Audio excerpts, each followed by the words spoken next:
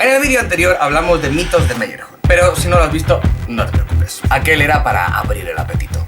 En este vídeo es cuando nos metemos en faena. ¿Sabéis una cosa? Llevaba casi 3 años haciendo esta serie. Y era por un buen motivo. Meyerhold es un personaje que ha pasado a la historia, pero la historia misma se ha encargado de borrarle del recuerdo de la gente. Meyerhold, probablemente uno de los personajes más incomprendidos del teatro, pero que lo cambió para siempre. En los años 20 y 30, ver muestras de Meyerhold era literalmente una atracción turística en Rusia. Y era raro que una figura importante del arte en general no hubiera visto algo suyo. Era un hombre de carácter difícil, poco diplomático, pero tenaz, y con muy buenas ideas, tanto que Stalin tuvo que matarlo. Pero ¿por qué Meyerhold ha sido tan ignorado en la historia? ¿Qué hizo por el teatro? Y, sobre todo, ¿qué hacía peligroso el arte de Meyerhold?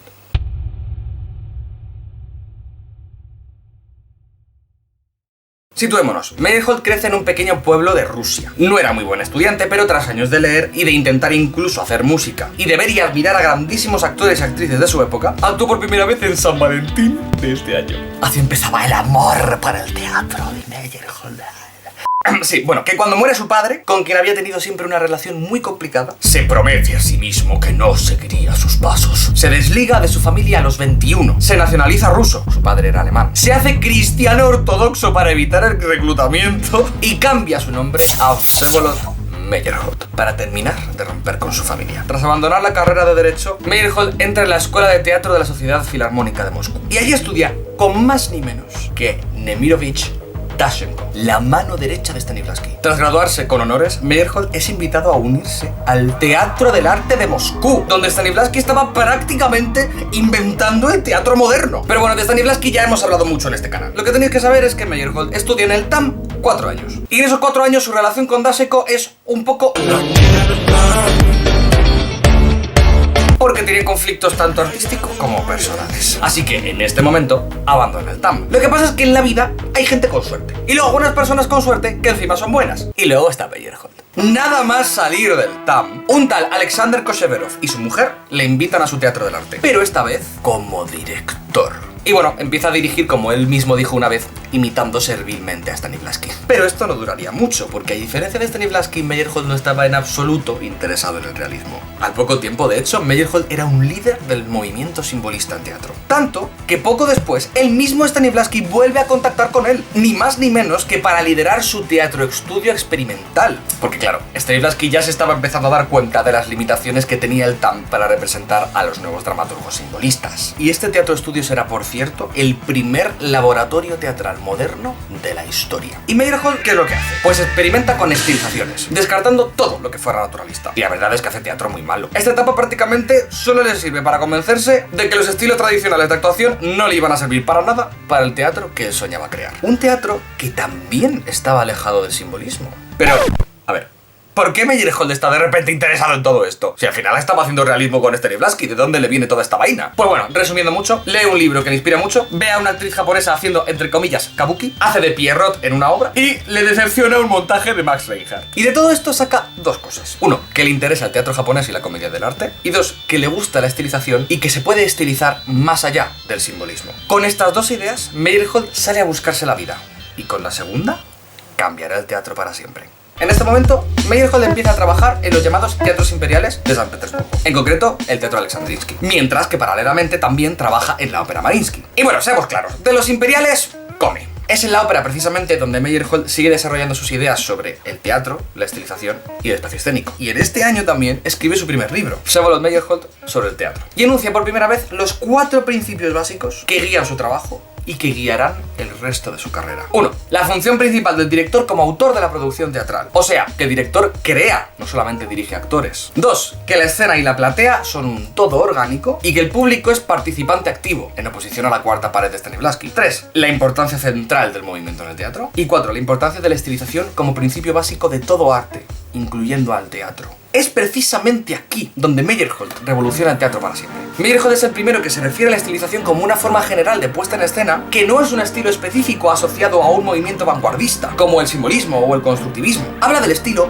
como aspecto general del teatro. A este tipo de estilización le llama uslovny, y también este es un motivo un poco muy importante por el que llamar a Meyerhold director constructivista pues es quedarse corto. Y mucho de lo que hace que Meyerhold lograra esto es algo que muchos autores después han llamado fisión teatral, que consiste en que palabras y movimiento digan cosas diferentes. Y esto puede parecer que no tenga mucha importancia. En la vida, de hecho, a veces decimos unas cosas y hacemos otras. Pero en la época, en teatro, se buscaba lo contrario. Hasta entonces, al menos en los escritos, el actor estaba considerado como una totalidad. Se creía que el impulso era lo que hacía al actor actuar y actuar acciones específicas, lo cual es cierto. Pero se creía también que el impulso debía impregnar todo su trabajo, tanto física como emocionalmente. Pero Meyerhold se propuso dividir esto e investigó no solo cómo mezclar ambas cosas, sino cómo el actor puede modelar conscientemente ambos niveles de comportamiento y cómo reintegrarlo todo para hacer un todo orgánico. Hasta entonces la lógica era, para que un actor sea orgánico, el impulso tiene que impregnar la totalidad de su comportamiento. Pero para Meyerhold el trabajo era modelar independientemente ambos niveles de comportamiento para que al juntarlos crear una nueva totalidad. Y esto tiene un efecto especial en el espectador. Imaginemos una telaraña. ¿Quién hace una telaraña? Pues una araña. Y una araña no hace una red así de simétrica y tal por motivos estéticos, sino para capturar algo. Y si un actor es una araña, ¿qué es lo que captura un actor? La atención del espectador. ¿Y qué es la telaraña? La actuación del actor. A Meyerhold le importa que la forma sea una telaraña que atrape la atención del espectador. Y esto es lo que le conferirá belleza. Pero lo importante es atrapar, no la belleza, en una primera instancia, como en una araña. Esto de atraer tu atención sin buscar o incluso yendo en contra de lo que normativamente se podría considerar belleza es lo que Meyerhold llama grotesco. ¿Y en qué consiste esta telaraña entonces? En generar contrastes recurrentes que hacen que el espectador no pueda quitar la vista de la escena. Y para eso también diseña una manera de entrenar a sus actores para que pudieran hacer grotescas sus actuaciones. Por si alguien lo dudaba, ese entrenamiento es la biomecánica. Pero esto de Luz Lofly, la fisión teatral, el grotesco y la biomecánica, no lo hace todo a la vez. Como decíamos hace un rato, en los teatros imperiales nacen las ideas, o incluso los embriones de las ideas. Pero hacía falta un lugar donde desarrollar todo esto. Y se volvería a cambiar el nombre si fuera necesario. Así es, en paralelo con los teatros imperiales, Meyerhold hace su propio estudio poniéndose el alias de Doctor Dappertutto. Porque cambiarse el nombre una vez no era suficiente. Y empieza a investigar nuevas formas teatrales y técnicas actorales basándose en tradiciones teatrales diferentes que ya le iban interesando, como decíamos, como la comedia del arte, el teatro isabelino o el teatro asiático. Con esta nueva identidad, Meyerhold frecuentaba cabarets, sótanos y salones improvisadamente convertidos en pequeños teatros. Y mientras llenaba los teatros imperiales con producciones espectaculares, el Doctor Dappertutto, en su pequeño estudio, intentaba desarrollar todas estas ideas que decíamos, empezando ya a sentar los cimientos de esa biomecánica por la que pasará a la historia. Y para ello, Meyerhold cuenta con la ayuda de Vladimir Zlodiov, con quien hace una serie de 16 etudes. Un etude es como un ejercicio actoral, pero un poquito más elaborado. Hablaremos literalmente de los etudes de biomecánica en el siguiente vídeo. Los etudes que los estáis viendo en la pantalla... Los etudes que los estáis viendo en la pantalla ahora mismo pretendían enseñar al alumno principios específicos de movimiento escénico, que eran los siguientes. No nos detendremos ahora mismo en ellos, pero en resumen tenían que ver con la relación del actor en el espacio y el público, y cómo todo eso modifica su actuación. La idea de Meyerhold de todo esto era crear una manera de entrenar al actor que abarcara todas las situaciones expresivas fundamentales que un actor pudiera encontrarse en escena. Pero quedaba mucho por hacer, y en este momento la biomecánica no era más que un pastiche de muchas tradiciones teatrales específicas. Pero la idea en realidad era crear algo más universal. Y ahora está a punto de pasar algo que marcará no solamente la vida de Meyerhold, sino todo el teatro ruso para siempre. En contra de lo que mucha gente pudiera pensar, Meyerhold desdeñaba a la burguesía, sí, pero como la mayoría de la inteligencia artística, tampoco le gustaban los leninistas ni lo que querían los bolcheviques. Y de hecho, Meyerhold, y esto le va a sorprender a más de uno, se mantuvo siempre o casi siempre bastante apolítico en su teatro, cosa que como veremos le causará problemitas más adelante. Es más, rechazaba frontalmente el uso del teatro para resolver problemas sociales y filosóficos. Vamos, que Augusto Boal le hubiera caído como él. En sus propias palabras, un teatro así destruye su propia teatralidad. La escena es un mundo de maravillas y encantamiento, es alegría intensa y una magia extraña. Poco después de esto, comienza la revolución en Rusia para derrocar a los zares. Y en la revolución de octubre, los bolcheviques toman el poder. Meyerhold, a pesar de todo, apoya el programa artístico de los bolcheviques. Y lo hace por dos cosas. Por un lado, para combatir el teatro burgués, que no le gustaba, y 2, para poder seguir haciendo el teatro que él quería hacer. Y bueno, para qué engañarnos, tampoco estaba Meyerhold muy a gusto en los teatros imperiales, que siguen funcionando aún tras la caída de los zares. En noviembre, tras el primer aniversario de la revolución, abandona los teatros imperiales. Y en 1920 le nombran jefe del departamento teatral del Comisariado de Educación. Y Meyerhold no estaba para tonterías. Una de sus primeras decisiones como jefe del Narkompros fue organizar un programa de cursos que ponía foco en el entrenamiento físico y anticipa por dónde irá Meyerhold después. Meyerhold en el teatro estatal a topísimo. Y a topísimo como estaba en lo político, no tardó en liarla. Se hace cargo de un teatro, hace una obra en el tercer aniversario de la Revolución Rusa y avergüenza a todos los críticos comunistas y a la mujer de Lenin con su obra. Pero curiosamente, a la gente, en especial a los soldados del Ejército Rojo, les flipó la obra. Hizo 100 funciones. Para Meyerhold, esta producción significa el abandono consciente y definitivo del teatro que hacía antes de la revolución. Pero, a pesar del éxito, por órdenes de arriba, a Meyerhold le cierran el teatro. El cierre del teatro fue un duro golpe para la reputación de Meyerhold, pero a largo plazo fue lo mejor que le pudo haber pasado, porque en este momento Meyerhold reúne a unos 100 jóvenes estudiantes y empieza a entrenarlos para ser futuros actores y directores. En sus talleres incluía biomecánica, principios del constructivismo escénico, que era otra vanguardia artística muy importante que lo estaba petando en esa época y que se basaba en la productividad y el utilitarismo. Y 4 años después de la revolución, mientras Meyerhold estaba ya haciendo estas movidas, era obvio que la calidad del teatro ruso había bajado, porque los actores no tenían ni entrenamiento ni formación e incluso declamaban los textos a la antigua usanza. Si el teatro tenía que sobrevivir y jugar un papel en el futuro de la cultura soviética, el teatro tenía que transformarse, al igual que lo hacía la sociedad soviética. Y ese era exactamente el plan de Meyerhold. Para ello se vale de 3 herramientas. Por un lado, el taylorismo, que estaba cambiando la estructura industrial rusa. Lo usa para buscar la precisión física y la economía del movimiento en sus actores. Por otro lado, la reflexología, que influye decisivamente en la psicología rusa. La usa para entender cómo los actores pueden generar actos reflejos para generar respuestas automáticas en el cuerpo, tanto en actores como en espectadores. Y por último, la educación física moderna de Piotr Lesgaft, que la usa para coordinar pensamiento con movimiento en el actor. Con estas cosas y su trabajo, Meyerhold formula las bases para el entrenamiento actoral, las leyes de la biomecánica. Nos detendremos en estas cosas en detalle en el siguiente vídeo. Pero ¿cómo sale la biomecánica de todo esto? Porque hasta ahora teníamos comedia del arte y los estudios de comedia del arte con cosas japonesas también, y ahora le metemos estas 3 cosas ahí, ¡pa! Cholón. Pues Meyerhold, pensando de manera muy constructivista, él precisamente, considera el teatro como un lugar en el que, por un lado, se educaba al pueblo, y por otro lado es una fábrica artística. Por esto tiene sentido que buscara los métodos más eficaces y más eficientes, como el taylorismo, y que le interesaran disciplinas como la reflexología para producir reacciones específicas en el público. De esta forma, la idea de Meyerhold era la de usar todos los recursos artísticos a su disposición, texto, actuación, palabra, para hacer con ellos básicamente lo que le diera la gana y poder crear lo mejor con lo mínimo posible, profundizando cada vez más en su idea de estilización, uslovny y grotesco. Y todo esto hace que Meyerhold, a la hora de crear un entrenamiento para actores, se centre en buscar 2 cosas. Por un lado, ejercicios sobre movimientos esenciales que pudieran entrenar a un artista para enfrentarse de forma eficiente a cualquier reto creativo. Y 2, que esta batería de ejercicios también fuera eficiente y que se requiriera el mínimo tiempo posible para aprenderla. ¿Cómo hizo esto? Lo contaremos en el siguiente vídeo, pero tenéis que saber que lo petó fuerte con esto de la biomecánica. Para finales de este año se había adoptado la biomecánica oficialmente como parte curricular del entrenamiento físico para todos los estudios y clubes del Proletkult, la institución artística experimental soviética. En aquel mismo año, Meyerhold funda su nueva compañía, el Teatro Meyerhold, que estaba a medio camino entre una escuela de teatro y un centro de investigación. Y con este teatro, precisamente, Meyerhold creaba las bases del laboratorio teatral moderno, algo con lo que ahora mismo no se puede entender el teatro actual. Y por supuesto, en este teatro, Meyerhold ya tenía vía libre para hacer con su biomecánica lo que quisiera. Y entramos así en una etapa de experimentación muy profunda para Meyerhold, en la que hace pruebecillas de muchas cosas, en concreto sobre 3 cosas. Por un lado, la relación de la escenografía con el intérprete, por otro lado, la preactuación o prejuego, que explicaremos lo que es más adelante, y la relación entre el ritmo y la música y el intérprete. El caso es que llegamos a este año y Meyerhold tiene que probar a sus primeros actores ever entrenados en biomecánica. Y lo hace por primera vez en esta obra, El magnífico cornudo de Kromelink, de corte constructivista.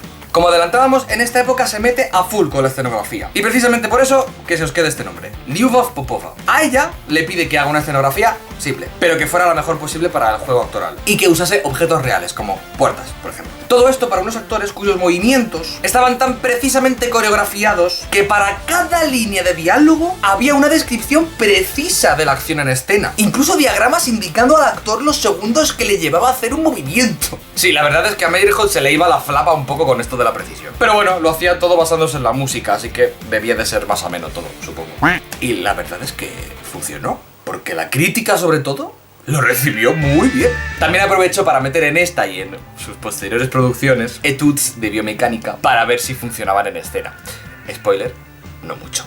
Y bueno, también lo hacía como para darse publi, pues eso, un emplazamiento publicitario en televisión. Pero sobre todo, siguió probando lo de los objetos y a veces no salía bien la cosa. Pero bueno, poco a poco pues lo fueron refinando. Entonces pasan de poner objetos reales a hacer una escenografía que en sí misma está como pensada para juego escénico. Y así pasamos a este año, con el que empieza a experimentar con la preactuación o prejuego. Y dirás tú, ¿y qué Hanamichis es la preactuación?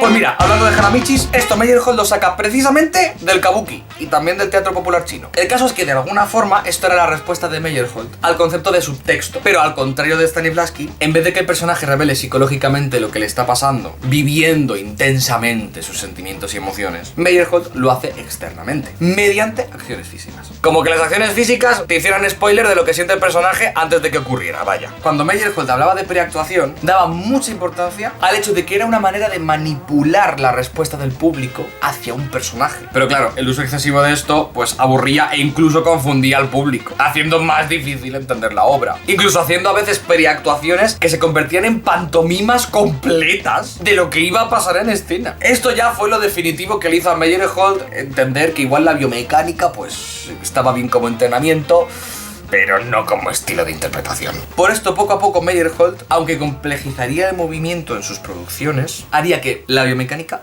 fuera más útil. Y también por esto, por último, recupera el uso del ritmo y la música en sus producciones. Después de estar tanto tiempo centrándose en el movimiento en sí, le daría más importancia, sobre todo a la música, para varias cosas. Por un lado, dar forma al movimiento e integrarlo en escena. Por otro lado, para entrenar al actor para que gane conciencia sobre cómo funciona el tiempo en escena. También para transmitir el tono emocional o psicológico por medios que no fueran actorales. Y también para ser preciso con la sensación y el género que quiere transmitir la obra. Como cabía esperar, en esto Meyerhold también se volvió muy obsesivo. Y quería que el actor sintiese el tiempo de la escena como lo hacía un músico, incluso con cronómetro en mano. Pero la cosa estaba a punto de empezar a torcerse. Stalin llega al poder y crea el llamado primer plan quinquenal en este año. Este era un plan para fortalecer la economía rusa e influía en todos los aspectos de la sociedad y la economía rusas. Evidentemente, también el arte. Este fue el primer plan, pero habría un segundo plan, como ya veremos. El caso es que con el primero, se empieza a atacar más al grupo de teatro de Meyerhold, porque no era capaz, a ojos de los de arriba, de montar con éxito obras soviéticas ideológicamente adecuadas. Es entonces cuando contacta con un dramaturgo llamado Mayakovsky. Con él monta una obra y es un éxito, pero a los críticos no les gusta. Y hace otra obra y peor todavía. Los críticos teatrales del partido le acusan de falsificar la sociedad soviética. Y a esto le sumamos que María Babanova, que era la gran actriz de Meyerhold por aquel entonces, abandona la compañía. También en otro momento lo hace Igor Ilinsky, aunque Ilinsky va y vuelve periódicamente. Pero Babanova se va y no vuelve nunca más. Entonces Zinaida Reich, la mujer de Meyerhold, pasa a ser la actriz principal, lo que hace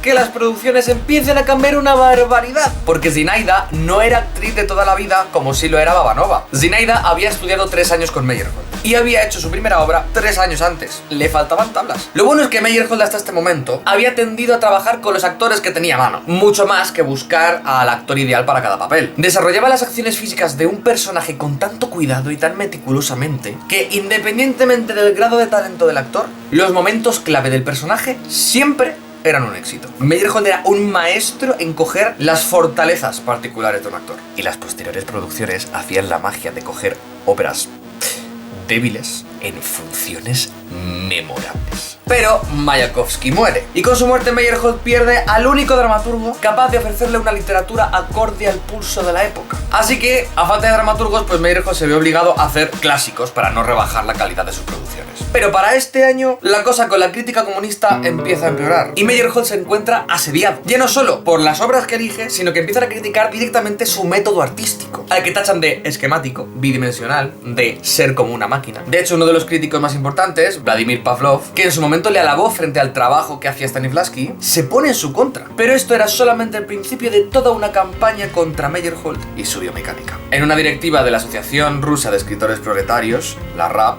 en este mismo año, el ataque continuó. En este caso, intentaban relacionar a Meyerhold con gente que hacía cosas parecidas, y eran gente a quien ya criticaban, como Michael Chekhov y Andrei Bely. La conclusión de la directiva fue que los conceptos básicos teóricos de Meyerhold no podían servir como base para un teatro soviético, y que de hecho iban en contra.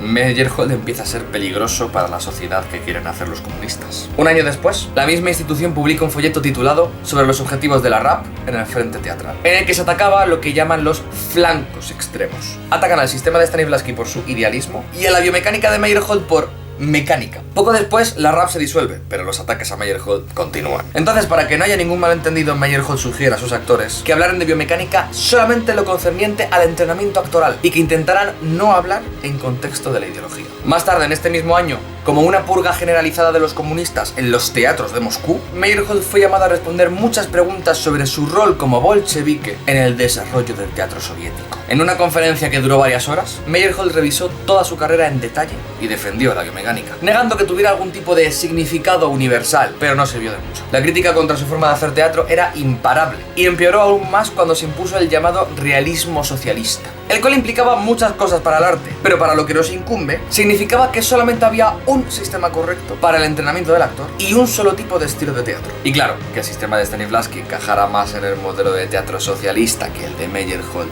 pues no sorprendió a nadie. Aún así, Meyerhold intentó acomodarse públicamente a esta demanda ideológica, pero prácticamente lo que hacía era hacer remakes de sus producciones. Y se puso peor la cosa, porque como os decía, sacaron un segundo plan quinquenal, con nuevas exigencias, esta vez sobre todo dramatúrgicas, que Meyerhold estaba siendo incapaz de cumplir. Aún así, para este año Meyerhold había ganado ya renombre internacional, y en honor a sus 60 cumpleaños, un prestigioso periódico ruso dedica buena parte de su febrero al maestro del teatro revolucionario, donde decían: se ha escrito más sobre Meyerhold, especialmente en los últimos años, que sobre ninguna otra figura en el teatro. Y claro, esto le sentó como una patada a Stalin, quien apoyaba y prefería frontalmente a Stanislavski. Pero por el momento, Stalin necesitaba a estos artistas y estos científicos para impresionar al mundo occidental. Y eso salvó a Meyerhold, al menos por el momento. Pero la negativa de Meyerhold de hacer obras soviéticas, que le dejaran fuera de uno de los premios más importantes de Rusia y que se posicionara a favor de autores que estaban siendo censurados como Shostakovich, no hacían sino elevar la tensión. A medida que la campaña contra el formalismo en el arte se hizo más intensa, la crítica contra Meyerhold en la prensa empezó a ser más dura, y la palabra Meyerholditis se empezó a usar como sinónimo precisamente del formalismo en el teatro en general. Y aquí ocurre de todo, que si Meyerhold carga contra sus propios primeros alumnos diciendo que eran ellos los que degradaban la biomecánica, volviéndola a formar al usarla fuera de contexto, que si la gente por decir esto precisamente le acusaba de falta de autocrítica, que si Meyerhold se defendía diciendo que su carrera había sido una continua autocrítica, y así sucesivamente.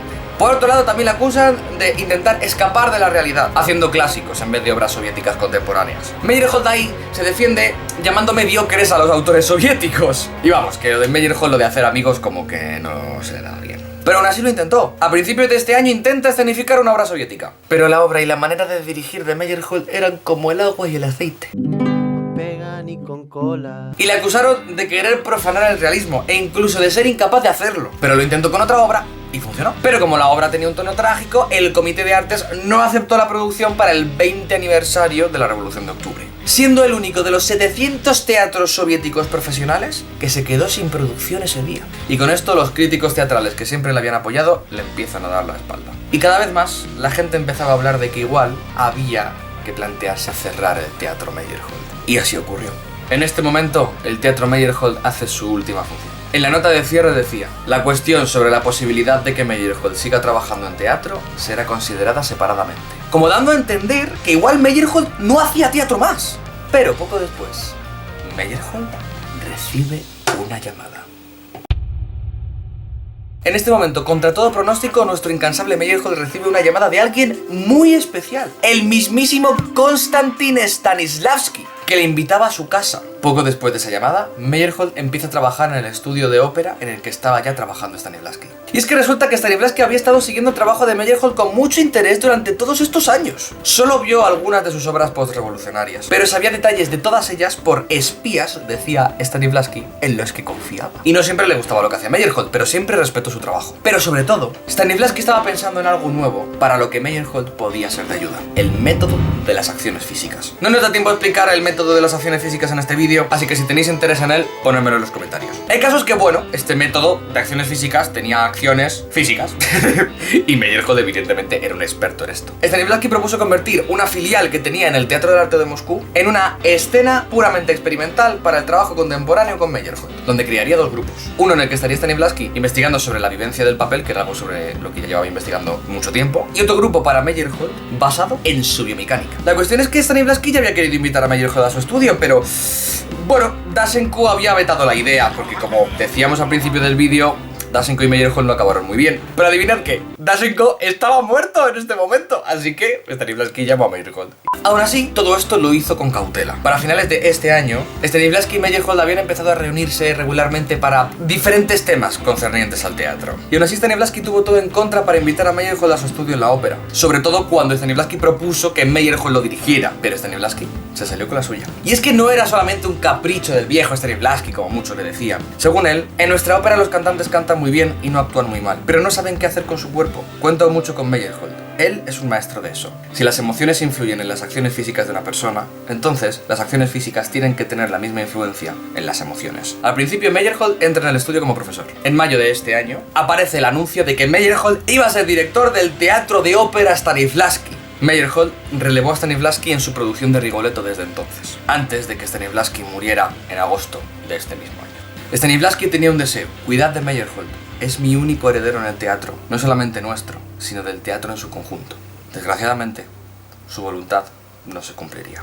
Tras la muerte de Stanislavski, Meyerhold continuó en la ópera, completando la producción de Rigoletto, que Stanislavski había dejado a medias. En octubre es nombrado director jefe. En mayo del año siguiente, Nikolai Seri, un atleta estrella del Instituto Lesgaft en Leningrado, le ofrece trabajo. Le ofrece dirigir su contribución en la celebración del Día de la Cultura Física en la Plaza Roja, que era uno de los mayores festivales del año. Meyerhold acepta. Pero antes de partir a Leningrado, Meyerhold, como uno de los directores soviéticos más importantes, es convocado para participar en la primera conferencia de directores de teatro de toda la Unión Soviética. El tema de la conferencia era erradicar todo vestigio de la vieja conciencia burguesa, luchando contra los remanentes del formalismo y el naturalismo. El tercer día de la conferencia, no sin un salvaje aplauso, Meyerhold se aproximó al estrado e hizo su discurso. En el discurso Meyerhold dice muchas cosas. Por una parte enuncia todos los errores que había tenido, expresando su esperanza de que la gente no cometiera los mismos errores que hizo él. Admite que haciendo clásicos había ignorado las obras soviéticas y que muchos dramaturgos no habían recibido una mano amiga. Llegando incluso a admitir que, aunque personalmente para él fuera algo triste, la decisión de cerrar su teatro había sido la correcta. También aprovecha para hablar de lo que él considera problemas del teatro de su época: el repertorio, la seguridad de los trabajadores, la mala calidad de la educación actoral, especialmente la física. Y finalmente remarca la necesidad de hacer un teatro heroico, del tipo que el gobierno, el partido y el pueblo están esperando. Esto es lo que se dice que Meyerhold dijo. Hay controversia aquí, pero Meyerhold volvió a casa muy deprimido. Esa noche, como estaba previsto, Meyerhold se iba a ir a Leningrado a trabajar en el evento deportivo con Nikolai Seri. Meyerhold pasa la tarde del 19 de junio en el apartamento con sus amigos. A la mañana siguiente, miembros del NKVD estaban esperando para arrestarle, pero Meyerhold se había ido. El 22 de junio, Meyerhold vuelve finalmente a Moscú. Es encarcelado en la prisión de Lubyanka. 3 semanas después, la mujer de Meyerhold, Zinaida, es brutalmente asesinada en su apartamento. Tras 7 meses de extenuante interrogatorio y tortura, Meyerhold, que había sido acusado de ser un trotskista desde 1922 y de confesar ser un espía británico y japonés, es ejecutado en Moscú el día 2 de febrero de 1940. Durante los siguientes 15 años, el nombre de Meyerhold no podía decirse en público. Todas las referencias a él fueron eliminadas de todos los libros de historia del teatro, como si Meyerhold, uno de los mayores directores de la historia del teatro ruso y del mundo, jamás hubiera existido.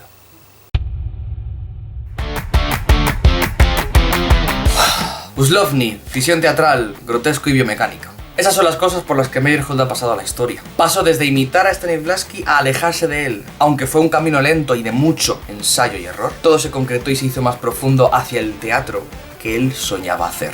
Un teatro preciso, que captara la atención del espectador, independiente del estilo de la obra, y que pudiera hacerse de la manera más eficiente y eficaz posible. Pero para todo esto pagó un alto precio, y su trabajo podría incluso haberse perdido. Sin embargo, como decíamos en el vídeo anterior, conservamos muchos documentos sobre su trabajo, y gente que ha seguido su legado a pesar de los intentos de silencio. Y por ello, en el siguiente vídeo, hablaremos de lo que más dudas y controversia ha causado sobre su trabajo. Hablaremos de teoría y práctica de la biomecánica, intentando salir de dudas de una vez y para siempre. Y hasta aquí el vídeo de hoy. Como siempre, las referencias y toda la bibliografía la tenéis en la descripción del vídeo. Si te ha gustado, no te olvides de dejarme un like, y si te gusta mi contenido, suscríbete y compártelo con tus amigos. De verdad, eso me ayuda muchísimo. Y dicho esto, nos vemos en el próximo ensayo.